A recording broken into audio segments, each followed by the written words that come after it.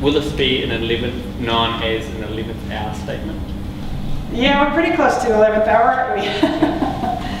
But on the other hand, you know, as far as I can tell, I'm pretty sure we actually have some historians in this group. I'm just a pigeon historian. I just try and understand history the same way I try and understand agriculture. But when I study history, what I see is that change, where something actually got better, is always messy, sort of like birth, you know? It's always painful and messy, and it always comes from a real sort of crisis situation. And change, can anybody think of an example where change was a thoughtful, you know, we could do things better sort of process? I don't think so. A change is because of a failure of a previous process. All right, but that's us. We're adaptive and we move like that. Does that answer your question? Yes, 11th hour, but that's how we know it's time. All right. So this is a question from Paul Bruce, and it's the communications industry has a really large footprint. The lithium, the rare earths have to be mined with considerable impact on the environment. Can we continue to replace our computers, cell phones, and be sustainable? All right, now this is a question, very good question, because I've had it myself. Even the technology that we're using now to communicate, to save all of that travel, is just a big toxic pile, right? And it's a huge hole in the ground somewhere, and it's polluted water somewhere, and it's people dying of cancer somewhere, so that we can do this. I mean, honestly, that is the way things are. However, I wanted to know, is that the way they have to be? A lot of times the way things are isn't the way they have to be. So I talked to some electrical engineers.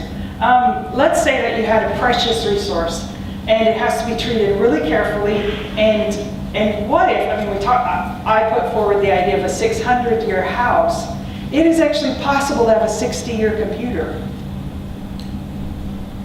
It's just engineering, really. That's where we're going. We understand precious resources when we see them, and we treat them that way. And the waste from that is our wealth. And when we put these things together, we understand that it's all coming back apart. That's, yeah, a little bit, we see that now, starting to happen. But it is possible to design things like that. Yes, it's not the business model at the moment, but what if a company came up with that? Look, it's a little bit heavier than you're used to.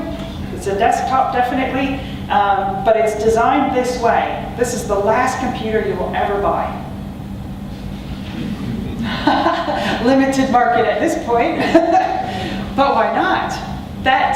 It's a heretical change, and yet when do the rest of you do that? Do you go forward 100 years in history and look back? That's the way to do it. When you do that, you see, there's nothing wrong with this technology per se. It's just the way that we do it now is going to shift. Thank you, Susan. We've got a question from Ricky Schmale. The question is about on the word Indigenous. She said she'd like to find another word for Indigenous because she likes the idea of taking responsibility for the place one lives, but questions about whether one can be Indigenous in a place one chooses to live. Thank you. Yeah, that's my son was actually questioning me on that word because it has racial connotations and it has social connotations that maybe some people aren't comfortable with. And I looked up the synonyms, and native is probably worse. So what about that? If there is another word that encapsulates that idea that yeah, you chose to come here, does that preclude you from becoming connected with that place? I don't think it does. I think as long as you're thinking about the place where you live as a property in that new place that you can sell and move on and make more money, you're still not Indigenous yet. But Indigenous is, it doesn't have to be just a racial thing or a genetic thing or even a right of heredity. I'm thinking of Indigenous as a state of mind. And if there is another word for that, then we can put that forward. But for right now, that's the best I can think of. So again, get out those sticky notes, and you know, if the word Indigenous actually does have some offensive connotation that I just don't get, then let's think of a better word or a phrase or a way to explain that, and let's put it forward. So my little, the way I frame that up is the little town that I grew up in.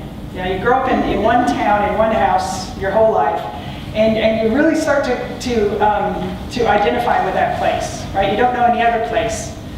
And then your place where you grew up happens to be beautiful and be full of wild game and fish in the rivers and skiable mountains, and so the Texans come.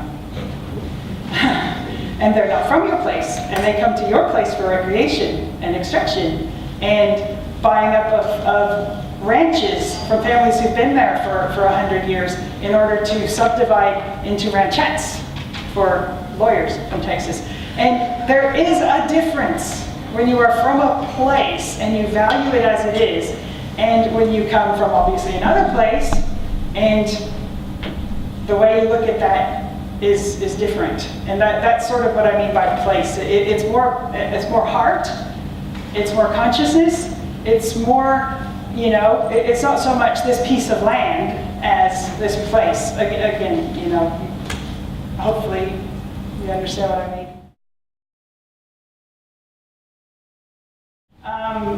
You know, we know all the statistics, we know the history, we know the problem we're looking at, we know the barrel of the gun we're looking down here.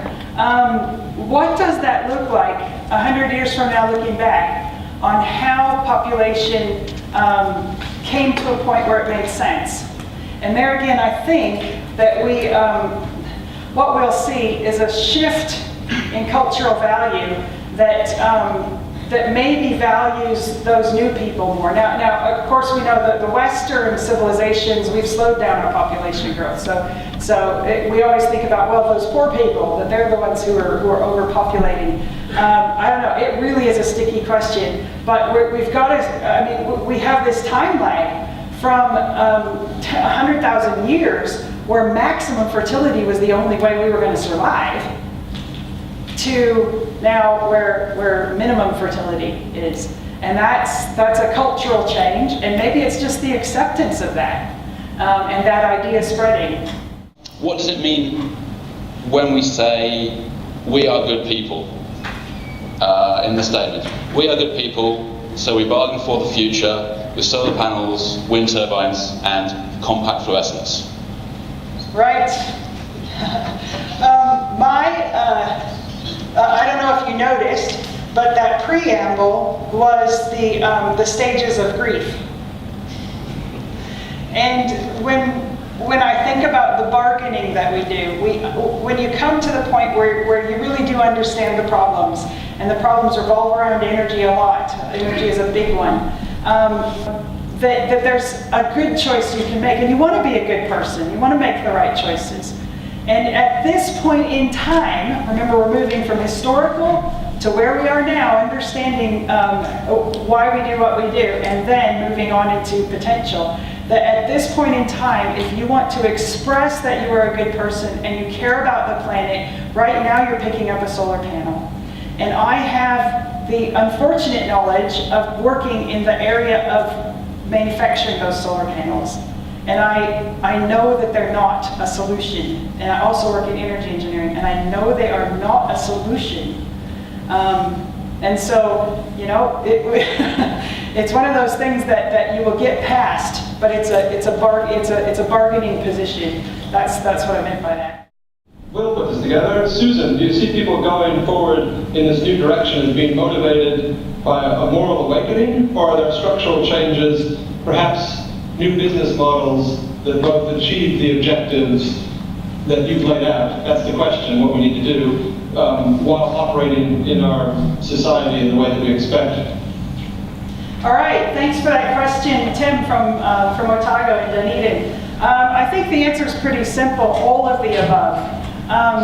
There have been, obviously, people going in a new direction in all sorts of different areas, in agriculture, in processing, in energy. in social networking. There are many threads. And the point is that they all have to be there. We can't just do it with a couple of key threads. We can't just develop biofuels and therefore go in a sustainable direction. There's a thread in every area of what we do. And those threads all have to be woven in this new direction, and that fabric is what we'll start to understand as a whole of society moving in a different direction. So thanks for the question. That's mine.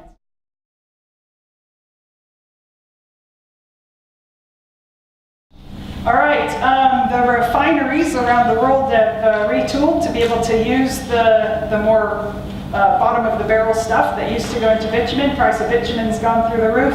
And the councils around the country are starting to wonder, at what point can we really afford to build more roads? The bitumen is really getting expensive.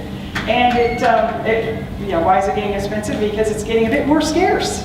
There's a better market for it as a liquid fuel or as a petrochemical. So there is bitumen that exists. The question is, are we done building more roads? And where are we going to spend the bitumen that we can afford to keep up which roads as we go along? So I guess I didn't mean literally there is no more bitumen, but that the growth of bitumen consumption is over.